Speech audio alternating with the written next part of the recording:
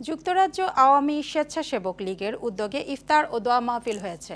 আয়োজনে বঙ্গবন্ধু জন্মবার্ষিকী ও ২৫শে মার্চ গণহত্যা দিবস উপলক্ষে আলোচনাও অনুষ্ঠিত হয়। চিফ রিপোর্টার চৌধুরী মুরাদের রিপোর্টে দেখুন বিস্তারিত। বঙ্গবন্ধু শেখ মুজিবুর রহমানের ১০৫তম জন্মবার্ষিকী ও ২৫ মার্চের গণহত্যা দিবস পালনের আলোচনা সভার মধ্য দিয়ে যুক্তরাজ্য আওয়ামী স্বেচ্ছাসেবক লীগের আয়োজনে পবিত্র রোজার ইফতার ও দোয়া মাহফিল অনুষ্ঠিত হয়েছে।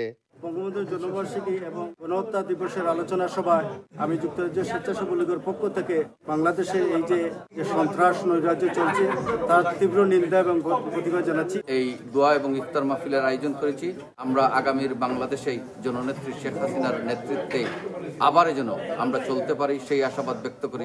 মঙ্গলবার পূর্ব লন্ডনের ব্রিকলেনের একটি রেস্টুরেন্টে সংগঠনের সভাপতি সাইয়াদ আহমদ সাদের সভাপতিত্বে ও ভারপ্রাপ্ত সাধারণ সম্পাদক আবুল কালাম আজাদের পরিচালনায় এতে প্রধান অতিথি ছিলেন যুক্তরাজ্য আওয়ামী লীগের ভারপ্রাপ্ত সভাপতি আলহাজ জালাল উদ্দিন।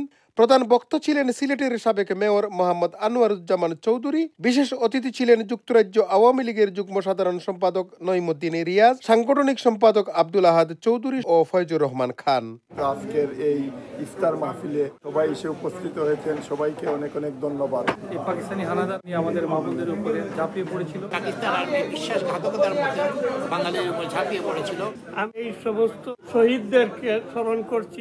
শেখ হাসিনা যেখানে আছেন না কেন আমরা আবারও ওনাকে আমরা বাংলাদেশে ফিরিয়ে চাই। স্বেচ্ছাসেবক লীগের ইফতার আয়োজনে আপনারা সফল আইছেন, ধন্যবাদ। আমাদের জাতির পিতা বঙ্গবন্ধু শেখ মুজিবুর রহমানের ১০৫তম জন্মবার্ষিকী উপলক্ষে আজকের আলোচনা সভা। ৭১-এর পরাজিত শক্তিকে বাংলাদেশ থেকে উৎখাত করতে না পারবো আমরা এই বাংলাদেশে আমাদের লড়াই চলবে। এছাড়াও স্বেচ্ছাসেবক লীগের সহসভাপতি ফয়েজ খান তৌহিদ, আহবাব মিয়া, মুসাদ্দেক হোসেন কামালি, সাংগঠনিক সম্পাদক আলিমুদ্দিন ফয়সল, অনলাইন অ্যাক্টিভিস্ট মোহাম্মদ সালাউদ্দিন সহ আওয়ামী লীগ ও এর অঙ্গ সংগঠনের বহু নেতৃবৃন্দ উপস্থিত ছিলেন। Chowdhury Murad, in TV news, London.